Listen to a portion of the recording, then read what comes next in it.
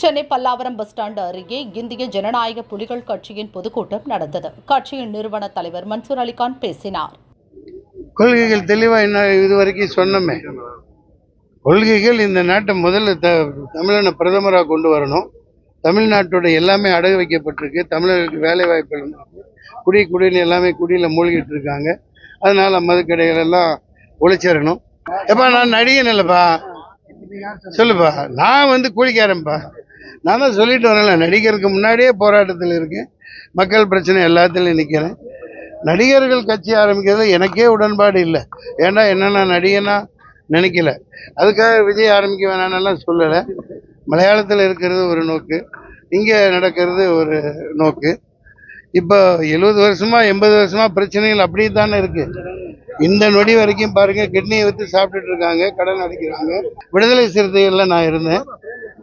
உண்மைதான், எல்லா கட்சியும் திட்டினா நான் பாட்டுக்கு மனம் போன போக்கில் திட்டலையே, ஆதங்கத்தை தானே வெளிப்படுத்தினேன். இப்போ சொல்லிட்டு இருக்கேன் இல்லையா. விடுதலை சிறுத்தைகள்ல சகோதரர் கேட்கிறாரு, எந்த இதையா நியூஸ் 18 விடுதலை சிறுத்தைகள்ல நான் 4 வருஷம் இருந்தேன், ரொம்ப அர்ப்பணிப்போட.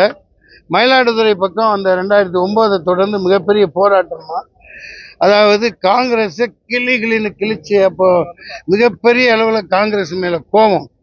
நடந்தே போனேன் 10 கிலோமீட்டருக்கு மேலே. அந்த போராளிகள் கூட விடுதலை சிறுத்தையில் உறுப்பினராக மயிலாடுதுறையில் எங்கேருந்து எங்கேயோ 10 கிலோமீட்டர் நடைபயணம். அது கோஷம் போட்டுக்கிட்டே போனோம். காங்கிரஸ் ராகுல் காந்தியையும் தமிழர்களை கொன்றவர்கள்னு நான் ஒரு நூலே எழுதி கொடுத்தேன். ஒரு நூல், மிகப்பெரிய நூல், இந்த ஈழத்துக்கு ஆதரவாக எழுதி ஒரு கொடுத்தேன். 1000 2000 அது அங்கே இன்னமும் அலுவலகத்தில் இருக்கும், அதை நீங்கள் பார்க்கலாம். விடுதலை சிறுத்தைகளில் இருந்தேன். காலில் கொப்பளம் ஆயிடுச்சு. 10 கிலோமீட்டர் நடந்து, வெயில், வேகாத வெயில். லாட்ஜில் போய் குளிக்கிறேன், அப்படியே கொப்பளமாக கீழே காலில் அப்படியே வெள்ளை வெள்ளையாக கட்டிக்கிச்சு. சாக்ஸ் போட்டு 2 நாள் ரெஸ்ட் எடுத்துகிட்டு வந்தேன். அடுத்த நாள் பார்த்தா திட்டிட்டு வந்தேன். காங்கிரஸ் கூட திருமாவளவன் தேர்தல் கூட்டணி அமைச்சு போட்டிடுறாங்க. ஸோ அரசியல் இப்படி இருக்கு. அதுக்கு நான் என்ன பண்றது? நம்ம கொள்கைகள் இது. அதனால யாரு கூட கூட்டணி வைக்கலாம் எங்களுக்கு தெரியாது. நாளைக்கு என்னவும் நடக்கலாம். பாம்புதிங்கிற நடத்துண்ட நமக்கு எங்களோட கோரிக்கை இது.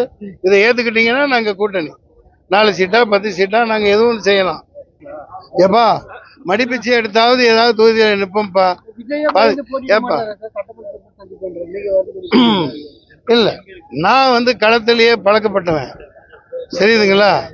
அதனால அதுதான் நான் சொன்னேன், நான் உறுப்பினரே சேர்க்க மாட்டேன். நேரம் 3 கோடி பேருக்கு நான் பணமே கடன் கொடுக்கக்கூடிய ஒரு ஆற்றல் ஆண்டவன் கொடுப்பான், கடவுள் கொடுப்பான், அப்பே முருகன் கொடுப்பான்.